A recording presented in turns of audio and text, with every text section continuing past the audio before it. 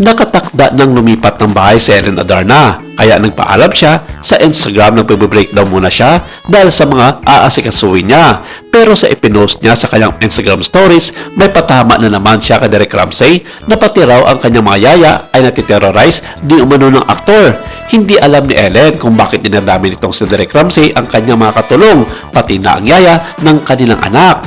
Ginagawa di umano ng aktor model ang mga hindi magagandang bagay sa kanyang tatlong katulong tuwing nalalasing ito na pinagmumura na halos naiiyak na palagi ang mga ito sa kanyang mga ginagawa. May mga issue pa umanong kinakalantar di umano ni Derek ang isa sa kanyang mga yaya na bagay namang hindi na nito nagugustuhan ang ginagawa dahil hindi na normal para sa isang tao.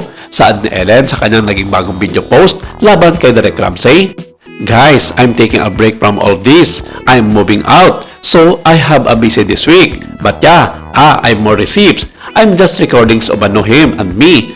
I mean, my nanis, hindi niya tinantanan. Meron akong mga ano niya, pati mga yaya umiiyak na. Yeah, but we'll see if I wanna show the whole world. Or sa court, 3 of my nanis here, terrorized. And I have proof. I've always been the person who has received, proof, and I have a strong witnesses. When I am ready, I've talked up to my lawyers and yeah, may ipinost din si Ellen na isang bahagi ng bahay na wala pang laman. Maaari ito na ang nilipatan niya. Pati ang mensahe sa kanya ng isang babaeng may pangalang si Alexa ay ipinost din ni Ellen sa kanyang Instagram stories. Ex-girlfriend daw ito ni Derek Ramsey na inakusahang side chick ng aktor. Nilinaw naman ni Ellen na wala sa mga ex-girlfriend ng aktor ang tinutukoy niyang side chick. Sinabi pa nitong may mga recorded ba siya ng mga pagtatalo nila ni Derek Ramsey.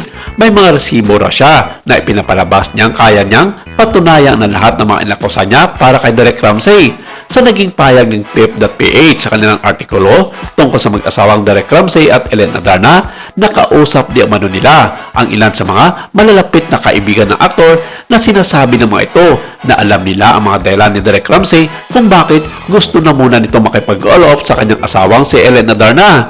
May araw na daw na napapagod ng aktor sa kanyang responsibilidad bilang asawa upang ibigay nito ang kaligayahan ng isang babae. Sa makatuwid, medyo masinsinan din ang binagi ng aktor sa kanila na sinabing mahilig lang daw talaga sa pagkikipagtalik ang aktres na bagay namang sinusukuan na raw ng aktor ang mga ganitong bagay. Sa ngayon, wala pang ibinibigay na komento si Ellen Adarna sa publiko sa pamamagitan ng kanyang mga social media accounts tungkol sa mga ipinapakalat na bagong issue sa kanya ni Derek Ramsey.